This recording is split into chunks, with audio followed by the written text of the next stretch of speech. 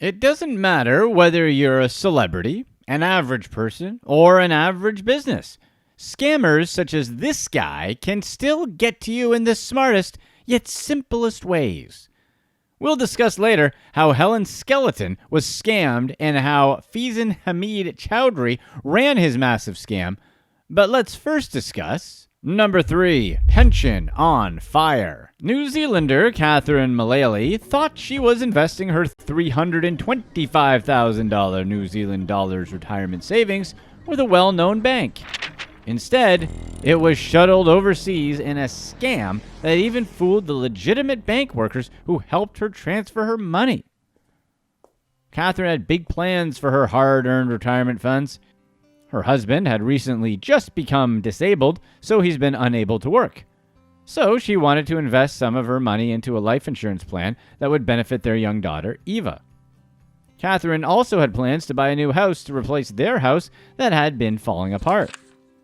She had planned to use some of the money as a down payment. She then simply wanted to invest the rest of the money in something safe. That's when the phone call came. She had been looking up some investment opportunities online before receiving a phone call from someone who claimed to work for Citibank. The supposed Citibank employee then gave her a website that provided legitimate-looking paperwork and contact details for the Citibank closest to her in Auckland, New Zealand.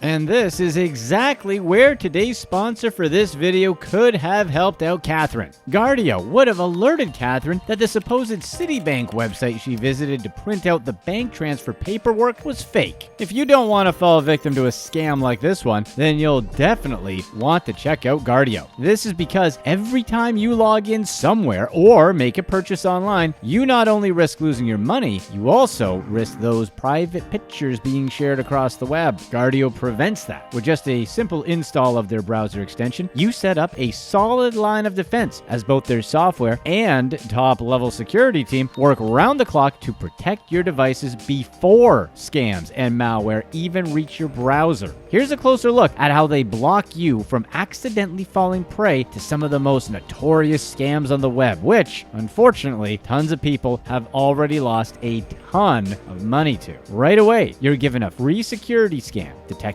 all existing threats currently on your browser. You won't believe how many people are at risk of losing their fortunes right now at this very moment, and how close you are from doing the same. It doesn't cost a fortune either. For only a 30-second install time, you'll get a free 7-day trial to protect you from losing everything. There's a reason why Guardio has made it onto the TechCrunch and Hacker Noon with top ratings from Trustpilot too. Guardio also has an identity monitoring feature that's available if you sign up through your mobile phone. You'll be able to get a free email scan to detect existing data leaks and get real-time alerts once new leaks occur on your phone. Keep your money safe, your pictures secure, and your data to yourself, all with the peace of mind knowing you're in good hands by starting your free 7-day trial at guard.io/Pablito's Way or by clicking on the link in the description below. You'll also get 20% off your monthly subscription by using our exclusive link. Let's get back to this unfortunate story where Catherine just printed out the paperwork.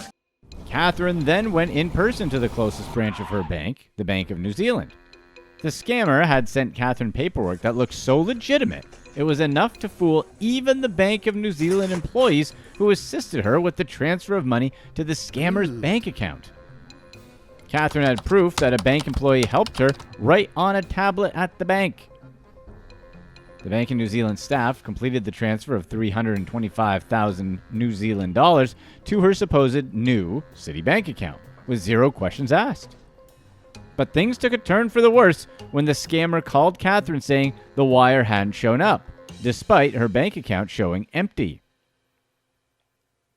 So then, she called her bank and asked what happened if her money wasn't at Citibank. And that's when Catherine found out the official bad news of her falling for a scam. Catherine, understandably, was shocked and had a breakdown at work. The recipient account turned out to be a legitimate business account in Australia, but it had just been taken over by scammers. Catherine's bank was only able to retrieve roughly 67,000 New Zealand dollars. But the rest of the money that took her over 15 years of service in the London Fire Brigade to make was lost.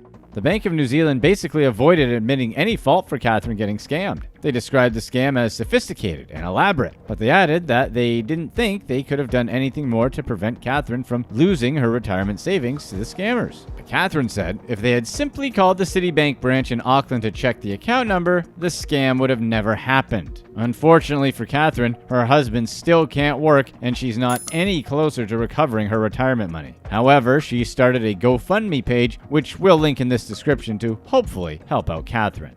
Number 2, just a few questions. What sounded like a legitimate cell phone call from Helen's bank ended up being a scam that cost Helen Skelton £70,000. Helen Skelton is an English television presenter and actress who rose to fame as the host of children's program Blue Peter and has been a presenter on Countryfile since 2014. Her fame grew after she had gotten married and had 2 children with England Rugby League player Richie Myler. Being famous still won't stop scammers. While walking her dogs and her 2 sons, Skelton received a call she later described as, quote, dodgy. The call came from a man claiming to be a representative from her bank and that something was going on with her account. And that's when Skelton passed on very compromising information about her account to the scammer. What made it worse was that she was dealing with her kids and dog, so it was quite a frantic moment for her. Catching her at the right time was what allowed this lucky scammer to make off with £70,000 of her money. Skelton spoke about her experience on the British television program Lorraine back in 2019. Helen was quite traumatized about the entire experience and admitted to crying about the scam. She went on Lorraine just to show people that a scam can happen to anyone at any time and to not be embarrassed about getting scammed since it's much more common than most people think. The techniques used on Skelton are common tactics of what are called cold call scammers.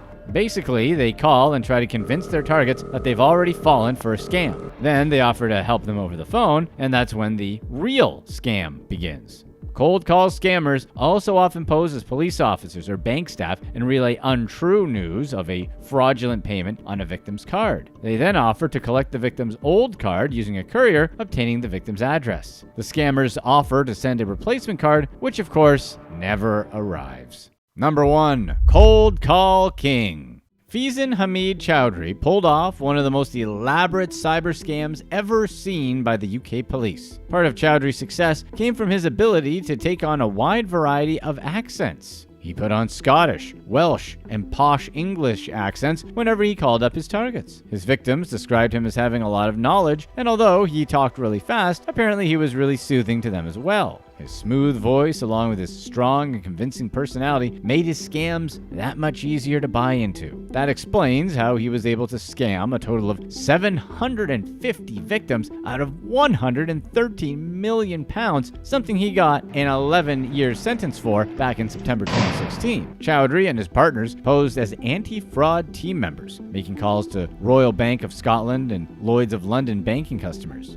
Chowdhury basically would call up the clients and quickly let them know that they supposedly had been hacked. That's when the actual scam would begin. The unsuspecting callers would then simply share their account details, and then Chowdhury had his team in place to hit their targets for whatever money they could get. His crew included crooked bank employees such as sisters Emma and Amy Darmola, who were both Lloyd's of London banking employees. The sisters would get the banking details and then immediately transfer whatever money they could to burner bank accounts. Chowdhury then had another team in place who would withdraw the cash from local bank branches and ATMs as soon as they could. Chowdhury was also able to stop his customers from getting phone calls for any fraud alerts since he knew their phone number. And it wasn't just the average person who'd fall for this scam either. Entire businesses fell for his scam as well. London law firm Pittman Blackstock was scammed out of roughly £2.6 million after getting a call from Chowdhury claiming to be a security team member from Lloyd's Bank. As Chowdhury's scam grew, so did his wealth.